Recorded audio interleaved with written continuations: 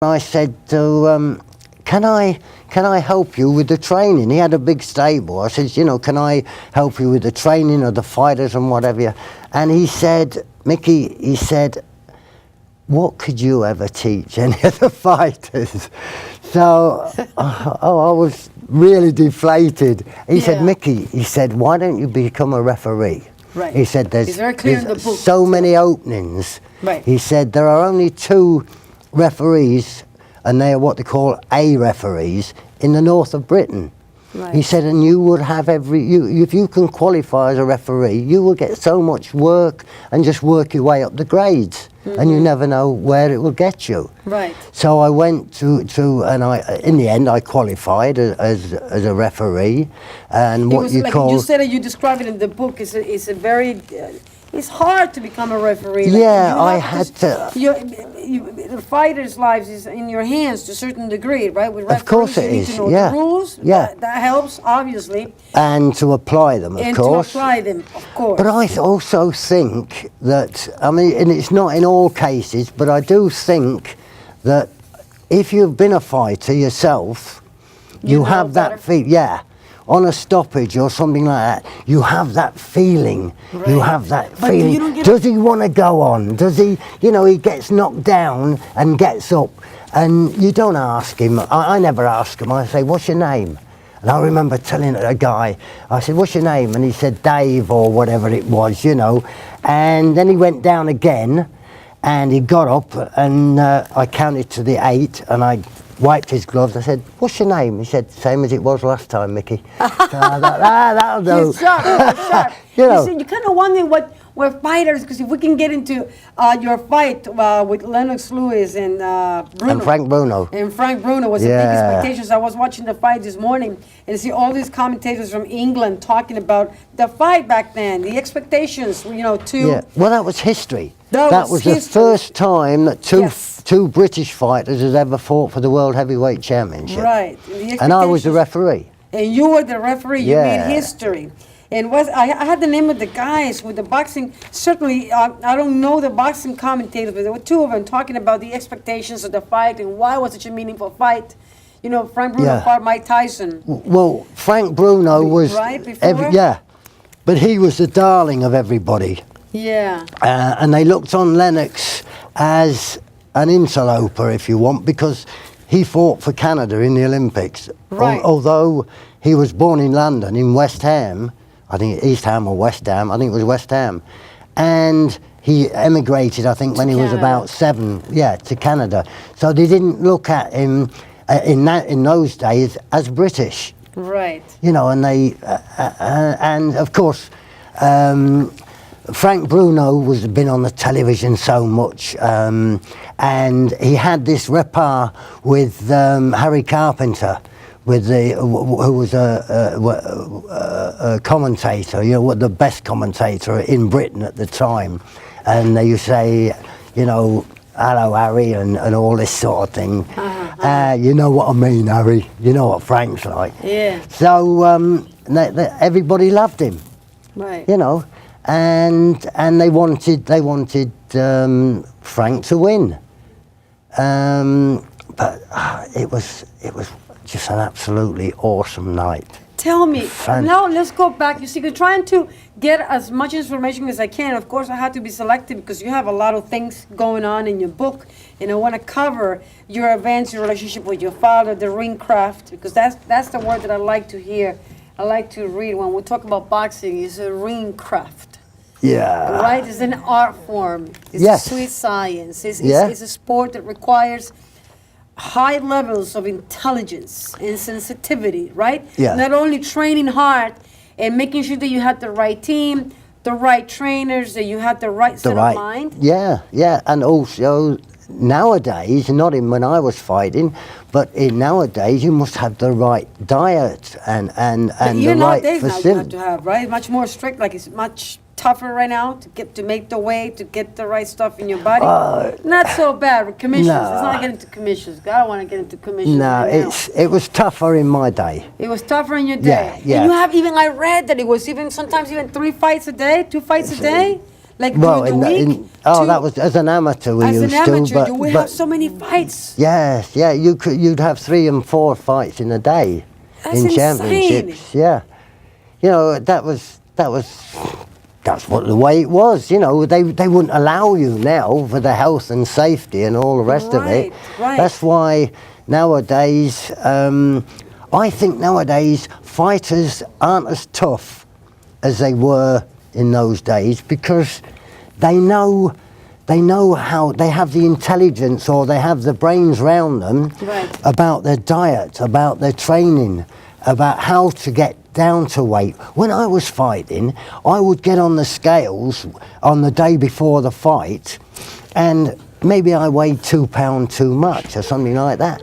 Then I would, the only way I could get the weight off was, I think, I'd get weighed about 6 o'clock at night. I think, right, that's it. And you get weighed, in those days, champions or like me down in the bill, you got weighed in at 1 o'clock on the day of the fight. Right. So what I would do was from 6 o'clock that evening until 1 o'clock the following day, till I got on the scales, I would not let 1 drop of liquid pass my mouth. Oh man, that's tough. I could lose 4 pounds like that. I can't believe But I'd be it. dehydrated. That's correct.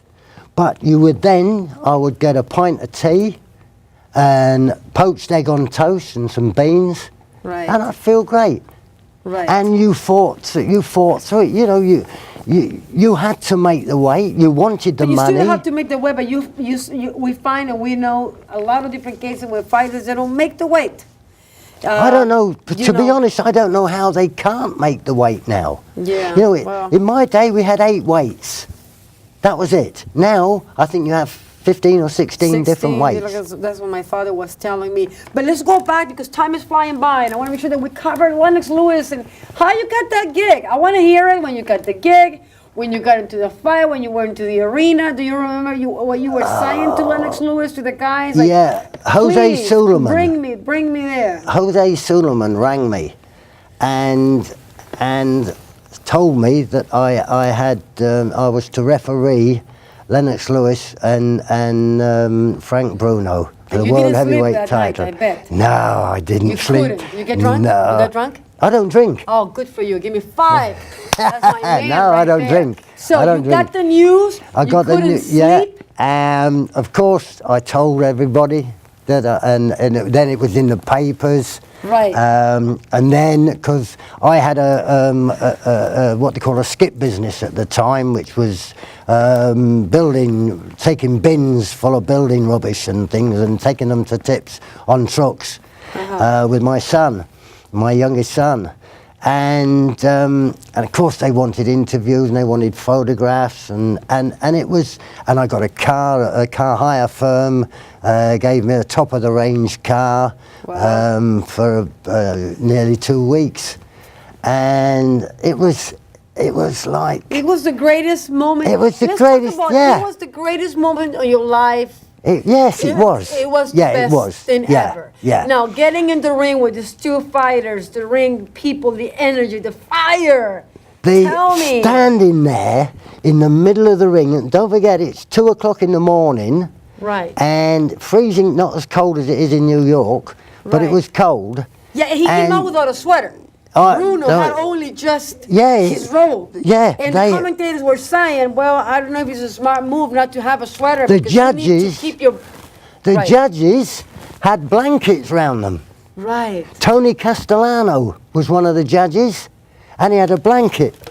He was sat there with a blanket round him. It was that cold. Right. I had a short. I referee in short sleeve shirts. Yeah. But I never felt cold. Right. And I always the defining thing I remember about it was stood there in the middle of the ring. There was only, because there was a lot of rain all week. There was only, I think, about 40,000 people there, and I was stood there, and all of a sudden the fireworks went all the way around the National Stadium, and then there was fireworks at the end, and there was a picture of 2 fighters like this, and the Union Jack there, and they were playing Land of Hope and Glory. Land of Hope. Your heart was beating fast. And do you know what I thought? I thought, oh, I hope my dad's watching. Oh, Mickey. Yeah, I did. I thought, I hope dad's watching. What a powerful moment. Yeah. Right?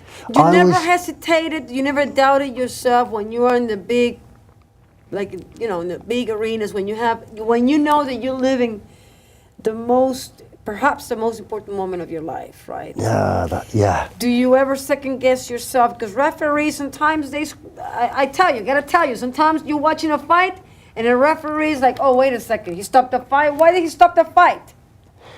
Never. I mean, what does it happen with referees? Explain that to me like I'm a 5-year-old, Mickey. When sometimes you see referees, they're not, I cannot tell you specific names, but I can recall certain fights when you're watching a fight and all of a sudden, for some reason, the referee stops the fight. And people go, wait a second, why did he stop the fight? He's actually in the ring. He can see things that we can't, that you don't see. Yeah, you know. So what you're telling me is the referee is always right? Yes. Oh, Mickey. No, what I'll tell you Look at the credits. We're almost done.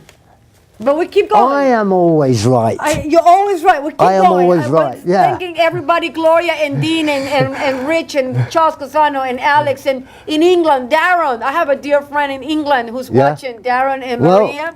They are, and they'll tell you I'm always right. You're always right. Yes. So referees are always right. Yeah. I don't know about all referees, but I am always right. You're always right? I am always right. Are you sure about that? I'm sure about that. You've never been wrong in your life? Not in the ring. Not. I love that answer.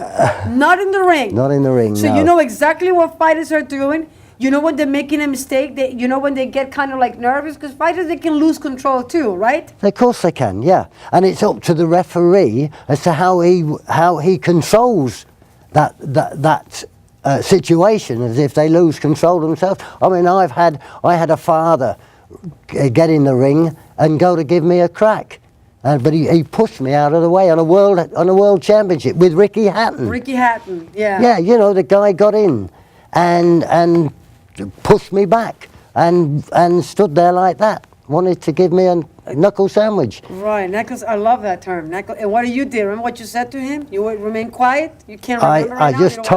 I just told him to get out of the ring.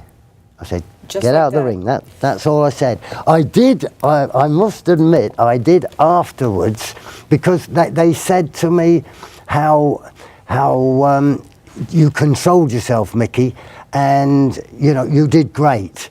But I did beat myself up a little bit and think I should have given him one back. But I was right. I didn't, and